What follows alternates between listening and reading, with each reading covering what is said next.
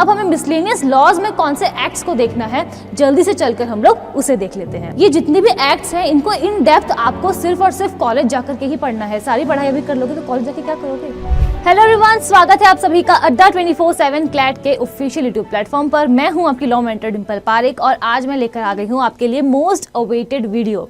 आप सभी लोग मुझसे पूछते हैं कि मैम ये तो हमें पता है कि लीगल रीजनिंग पढ़ना है, उसमें law of torts, law of contracts, ये सब कुछ पढ़ना है, लेकिन जहां बात आती है मिसलेनियस लॉज की तो कौन से टॉपिक्स हैं जिन्हें हमें कवर करना है। तो आज का जो वीडियो है वो टोटली उसी पे डेडिकेटेड है कि वो कौन से टॉपिक्स हैं जो आपको मिसलेनियस लॉज में कवर करना है। तो हम लोग टाइम बिल्कुल भी वेस्ट नहीं करते हैं और स्टार्ट करते हैं अपने इस सेशन को। उसके पहले मैं बता दूं कि अगर आपने अभी तक भी अड्डा 24/7 की एप्लीकेशन को डाउनलोड नहीं किया है then you are missing out on a lot of things. ठीक है, जो भी मैं आपकी क्लासेस देती हूँ यूट्यूब पर, उन सभी क्लासेस की फ्री पीडीएफ्स अवेलेबल है अड्डा 24/7 के एप्लीकेशन पर। तो आपको क्या करना है, जल्दी से जाकर के वहां पर अपने आप को लॉग इन करना है। ठीक है, I hope that is clear.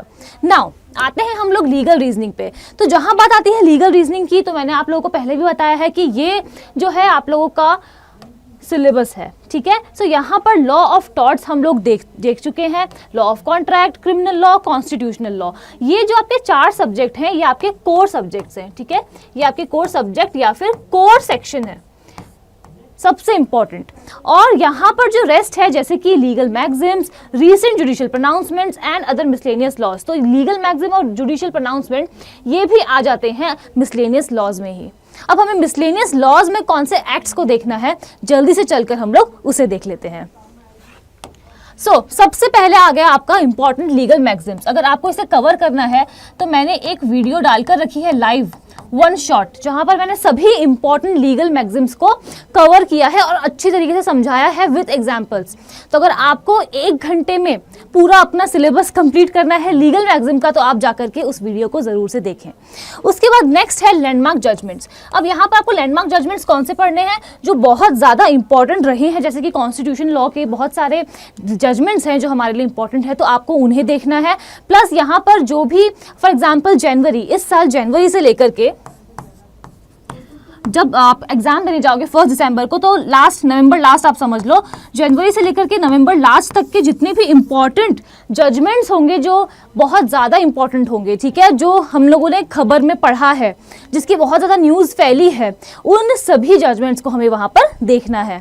उसके बाद आते हैं हम लोग इंटरनेशनल लॉ पे। ठीक है, यहाँ पर हम लोग बेसिकली द यूनाइटेड नेशंस के बारे में देखेंगे, क्यों फॉर्मेशन हुआ, वो कौन से इंपॉर्टेंट फंड्स हैं जो इनके अंदर काम करते हैं, वो कौन सी इंपॉर्टेंट एजेंसीज है जो यूनाइटेड नेशंस के अंदर काम करती है। ठीक है, और उनके हेडक्वार्टर्स क्या है। Then the protection of children from sexual offences act 2012, juvenile justice care and protection of children act 2015, इससे पहले भी क्वेश्चंस आ चुके हैं। उसके बाद protection of women from domestic violence act 2005, the dowry prohibition act 1961, the transfer of property act 1882। अब यहाँ पर आप लोग इन सभी एक्ट्स के नाम पढ़ करके कंफ्यूज बिल्कुल भी मत होना। आपको कंफ्यूज बिल्कुल क्यों नहीं होना है, बिकॉज ये जितने भी एक्ट्स हैं इनको इन डेप्थ आपको सिर्फ और सिर्फ कॉलेज जाकर के ही पढ़ना है। सारी पढ़ाई अभी कर लोगे तो कॉलेज जाके क्या करोगे।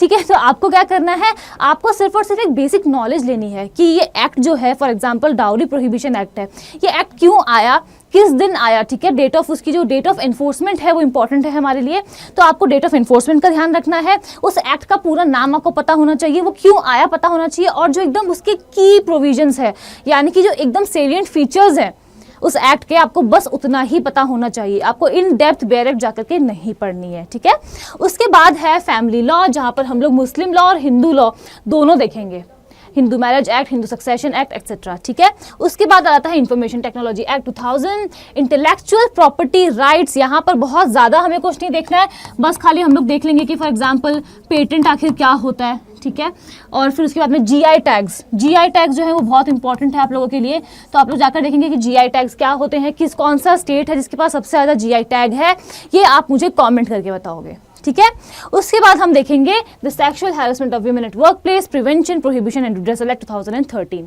एंड विद दिस आपका पूरा मिसलेनियस लॉज का जो पार्ट है वो कवर हो जाएगा। ठीक है, सो आई होप आपको जितना भी डाउट था वो सारे डाउट्स आपके जो है वो अब क्लियर हो चुके होंगे। तो अब आप लग जाइए अपनी तैयारी में। अगर आपको मुझसे पर्सनल मेंटोरशिप चाहिए तो हमारा बैच स्टार्ट होने वाला है एलीट प्लस, तो आप यहाँ पर क्या कर सकते हैं, एनरोल कर सकते हैं। और अगर आपका सपना है अच्छे एनएलयू में जाने का, आपका ड्रीम कॉलेज है एनएलयू, नेशनल लॉ यूनिवर्सिटी, तो मेंटोरशिप भी तो एनएलयू वालों से ही मिलनी चाहिए ना। तो उसके लिए आपको क्या करना है, आप जाकर के एनरोल कर सकते हैं और मेरा कोड DIMAT यूज़ कर सकते हैं। अगर आप मेरा कोड यूज़ करते हो तो आपको मुझसे पर्सनल मेंटोरशिप और गाइडेंस मिलने वाली है। जो सपना मैंने अपना पूरा किया था 2017 में, मैं चाहती हूँ कि आप लोगों को गाइड करके आपका भी वो सपना पूरा हो। ठीक है, तो चलिए मुलाकात होगी आपसे अगली वीडियो में। तब तक ये है मेरी email ID.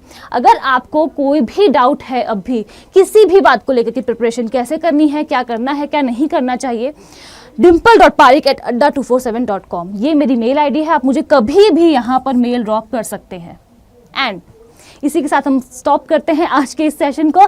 Thank you so much for watching. पहली बार आए हैं तो सब्सक्राइब जरूर करिएगा एंड सेशन को लाइक और शेयर करना बिल्कुल नहीं भूलेंगे। Thank you so much.